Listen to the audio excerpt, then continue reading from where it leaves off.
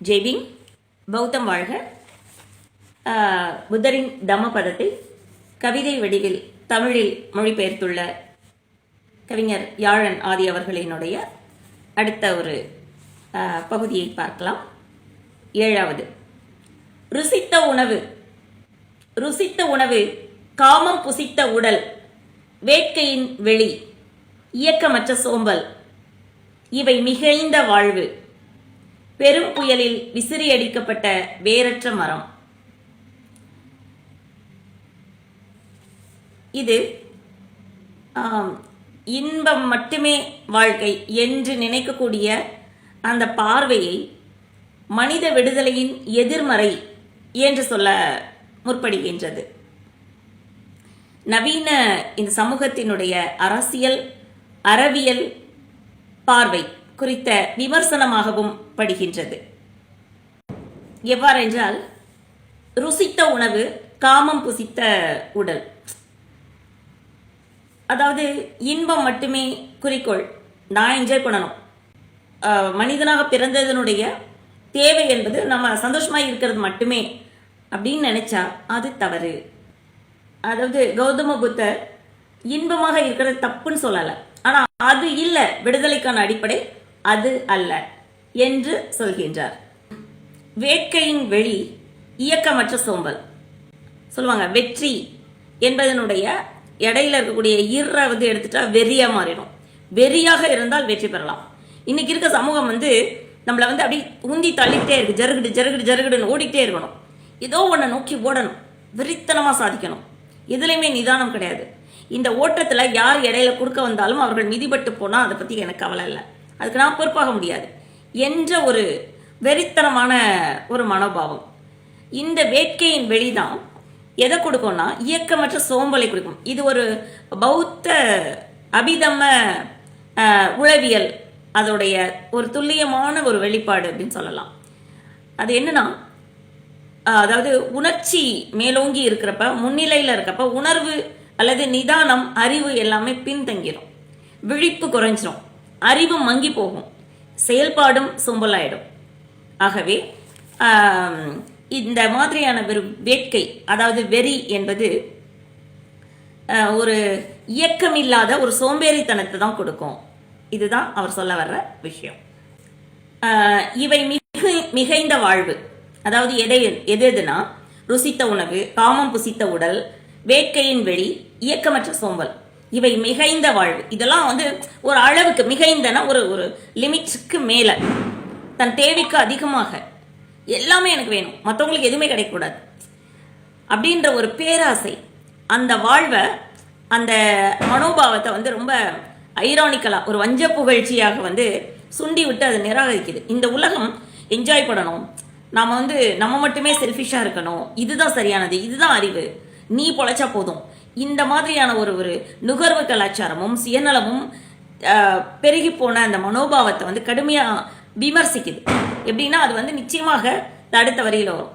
நிச்சயமாக அது உங்களுக்கு விடுதலையவோ நிறைவையோ சாந்தத்தையோ அமைதியையோ உண்மையான மகிழ்ச்சியவோ தராது அப்படின்னு சொல்ல வர்றாங்க. இந்த உலகத்துல எல்லாம் என்ன சொல்றாங்க, ஒரு குழந்தை பிறந்தா அந்த குழந்தை ஆம்பளை பிள்ளையா இருந்தா ஆம்பளையா எப்படி வளர்க்கணும், அவனுக்கு எப்படி சொத்து சேர்க்கணும், எப்படி படிக்க வைக்கணும், சொத்து. அடுத்து பொம்பளை பிள்ளையா இருந்தா அதுக்கு எப்படி கல்யாணம் முடிச்சு வைக்கணும், அதுக்கு எப்படி சொத்து சேர்க்கணும், அது கல்யாணம் முடிச்சுட்டு அதுக்கு 2 குழந்தை பிறக்கணும், அந்த குழந்தை பிறக்கிறது தான் அந்த வாழ்வியினுடைய நோக்கம் அப்படின்றது.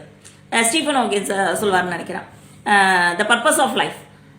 புத்தா கூட சொல்வார், the purpose of life is practising humanity. மனித நேயத்தோடு வாழ்வதுதான் ஒரு பிறப்பினுடைய தேவை, பர்பஸ். அதான் அதனுடைய அவசியம். எதுக்காக நம்ம எல்லாம் பிறந்திருக்கோம், எல்லாத்தையும் ஆண்டு அனுபவிச்சுட்டு எனக்கோ ஒரு நாள் இந்த பூமியில கொஞ்ச நாள் வாழணும். அந்த வாழ்க்கையில நமக்கு அவசியமானதை நாம் செஞ்சுக்கலாம், மற்றவர்களுக்கு நம்ம உதவக்கூடிய ஒரு சமூக பொறுப்போட இருக்கணும். நிச்சயமா அவர் வேலைக்கு போக வேணாம்னு சொல்லல, சொத்து சேர்க்க வேணாம்னு சொல்லல, சந்தோஷமா இருக்க வேண்டாம்னு சொல்லவே இல்லை. கட்டாயமா உழைக்கணும், பொருள் ஈட்டணும். ஆசையே துன்பத்திற்கு காரணம் அப்படின்னு சொல்லிட்டு புத்தகத்துல எல்லாம் என்ன பண்ணியிருக்காங்கன்னா, வெறும் புத்தர்னா ஆசையை துன்பத்திற்கு காரணம் தான் சொன்னார். அமைதியா என்ன சொல்றது, எளிமையா இருக்க சொன்னார். இதுதான் பௌத்தம் அப்படின்னு சொல்லிட்டு அவரை சுருக்கி பார்க்கறது மிகப்பெரிய அநியாயம், அராஜகம். அவர் அப்படி சொல்லவே கிடையாது. தேவைக்கு நீங்க என்ன செய்யணும், பொருளீட்டணும், உழைக்கணும், மகிழ்ச்சியாக இருக்கணும். ஸோ மகிழ்ச்சியாக இருப்பது பௌத்தத்திற்கு எதிரானது கிடையாது. அது எந்த வகையில், எந்த அளவுக்கு, அந்த விகிதாச்சாரமும் அந்த அந்த அந்த சட்டகமும் தான் இதில் நாம் புரிந்து கொள்ளப்பட வேண்டிய விஷயம். பெரும் புயலில் விசிறி அடிக்கப்பட்ட வேரற்ற மரம். இந்த மாதிரி வெறும் உடலியல் இல்லது உலகியல் இன்பங்கள் மட்டுமே நம்மளுடைய நோக்கம் அப்படின்னு சொல்லிட்டு ஒரு குறுகிய வாழ்வுக்குள்ள அதை அதிகமாக மிகைந்த வாழ்வோடு வாழக்கூடிய அந்த பார்வையோ அந்த வாழ்வோ எப்படி இருக்கும்னா, பெரும் புயலில் விசிறி அடிக்கப்பட்ட வேரற்ற மரம். இது ஒரு சமூக உருவகமா இருக்கு. வேரற்ற மரம் எதெல்லாம் வேறாக இருக்கு? அறம், பகுத்தறிவு, சமூக நீதி, சமத்துவம். இதுதான் அந்த பௌத்தத்தினுடைய அறத்தினுடைய வேர்கள். இந்த வேரற்ற மரம் இந்த மாதிரியான அற எத்திக்கல் ஆட்டிடியூடு இல்லாட்டினா, லைஃப் இல்லாட்டினா அது எப்படி சாயும்னா வேரற்ற மரம் சாஞ்சிரும். இது தனி மனிதனை விட சமூகத்தை குறிக்கும். இது தனி மனிதன் எல்லாமே சேர்ந்ததான் சமூகம். சமூகம் தனி மனிதனை பாதிக்கும் இல்லைங்களா? அப்படின்னு இருக்கப்ப இந்த சமூகம் இந்த மாதிரி இல்லாத தனி மனிதனை கொண்ட அந்த சமூகம், இந்த அறக்கருத்துக்கள் இல்லாத சமூகம் நிச்சயமாக ஒரு வேரற்ற மரம் போல சாய்ந்து விடும். இதன் மூலமா என்ன சொல்ல வர்றாங்கன்னா, அறவியல் வேரற்ற ஜனநாயகம் நிச்சயமாக நிலைக்காது. இதை பௌத்த அம்பேத்கரிய பார்வையில பார்த்தோம்னா 3 விஷயங்களை சொல்லலாம். ஒன்று, இன்பமாக வாழ்வதுதான் ஒரு வாழ்க்கையினுடைய நோக்கம் கிடையாது, அதுதான் வாழ்க்கையோட மையம் கிடையாது, இது சொல்றாங்க. இரண்டாவது, காமம், அதாவது வேட்கை, உடல் வேட்கை, இதுதான் ஒரு விடுதலையை தரக்கூடிய விஷயம் கிடையாது. It is a biological need, not only to human. Instincts வேறு, கான்சியஸ்னஸ் வேறு, உணர்ச்சிகள் வேறு, உணர்வு வேறு. ஆக இந்த உடல் வேட்கை அல்லது காமம் என்பது ஒரு மனிதகுல உற்பத்திற்கு அல்லது இந்த உலகியல் இயற்கை மறு உருவாக்கத்திற்கான ஒரு அடிப்படையான விஷயம், இயல்பான ஒரு விஷயம். It is the social science. Okay, அந்த அளவில் அது இருக்கே ஒழிய அது ஒரு லிபர்ட்டி, அதுதான் விடுதலை, அதுதான் சுதந்திரம், அதுதான் உலகத்தினுடைய எல்லா மகிழ்ச்சியும் கொடுக்கக்கூடியது அப்படின்ற ஒரு பார்வை தவறானது. மூன்றாவது என்ன சொல்ல வராங்கன்னா, நுகர்வு, அதாவது கன்சியூமர் பண்றது. கன்சியூமரிசம் தான் பெரிய டெவலப்மெண்ட், ஒரு அப்லிஃப்ட்மெண்ட்டை கொடுக்கும் அப்படின்றது எந்த அளவுக்கு உண்மை அப்படின்னு ஒரு கேள்வியை யோசிக்க வைக்குது. இப்போ காரு, பங்களா, எல்லா சொத்து பத்தி எல்லாமே இருக்கு, எல்லா சந்தோஷத்தையும் அனுபவிக்கிறோம். அனுபவித்தல், பயன்படுத்துதல், இதுதான் முன்னேற்றம் கிடையாது. அப்படின்னா அப்ப எது முன்னேற்றம்? Cultivation of mind is the ultimate aim of human existence. அதான் ரைட்டுங்களா? அப்ப ஒரு மனிதனை கல்டிவேட் பண்றது, கலாச்சாரப்படுத்துவது, பண்படுத்துவது, அதுதான் இந்த சமூக மனித வாழ்வினுடைய உச்சபட்ச முன்னேற்றத்திற்குள்ள ஒரு அறிகுறி அல்லது அளவுகோல். அப்ப அவன் கலாச்சாரம் அடைஞ்சு கல்டிவேட் ஆயிருக்கானா அப்படின்றத பார்க்காமல், அவன்கிட்ட கார் இருக்கு, இத்தனை ஏக்கர் இருக்கு, அவன் ரொம்ப முன்னேறிட்டான், நம்ம அப்படிதான் நினைச்சிட்டு இருக்கோம். அது அல்ல முன்னேற்றம்.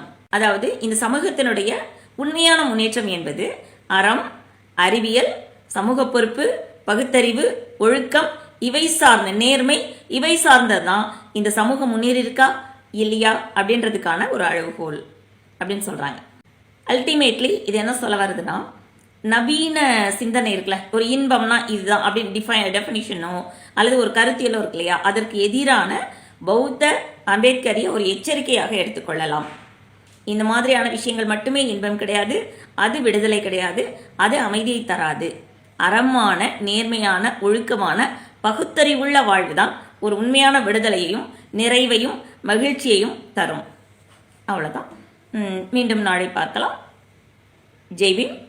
பௌத்தம் வாழ்க.